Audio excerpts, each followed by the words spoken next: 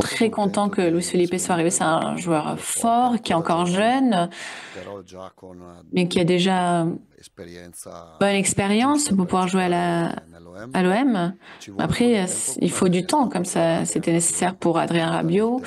Donc il faut lui donner le temps sans trop forcer, sinon on risque la blessure, les problèmes musculaires. Il arrive ici avec beaucoup d'enthousiasme, il peut jouer derrière. Il peut jouer en position de Léo Balerdi, dans la position de Kondogbia ou de Cornelius, ou Brassier. Il peut jouer à la place de Murillo ou Meite. Il peut jouer dans la défense à 3. Voilà, c'est pas un milieu. C'est vraiment un défenseur central avec beaucoup de qualité, parce qu'il a de bonnes capacités dans le jeu aussi. Rulli, moi, je le voulais vraiment ici. Il est en train de faire un très grand championnat. C'est vraiment un top joueur pour nous. Il a la personnalité pour jouer à l'OM. C'est vraiment un garçon exceptionnel. Dimanche, il était énervé d'avoir encaissé un but. Et il avait raison. Il a raison. Il fait vraiment de très bonnes choses. Il doit continuer sur cette voie. Tant sur la phase de possession, parce qu'il a le courage et la personnalité de lire les actions. Donc, voilà, c'est lui qui lance les actions très souvent, et puis il a beaucoup de sûreté, de confiance sur le jeu aérien. C'est vraiment un joueur avec un rendement très très élevé. Non, moi, toujours mal à la tête dans tous les cas. Ça ne me change rien, que ce soit le mercato ou pas.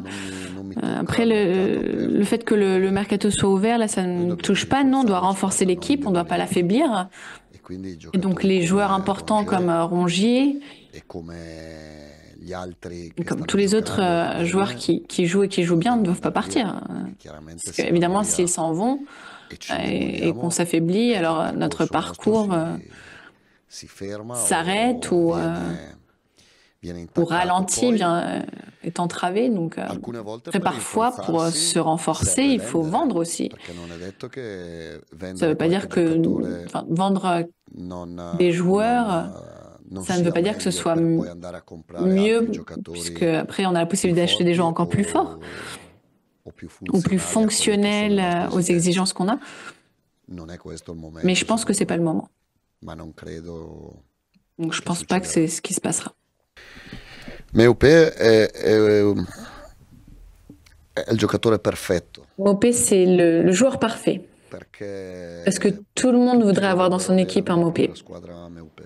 Pour la méchanceté qu'il met dans le jeu, pour sa passion, son intelligence footballistique.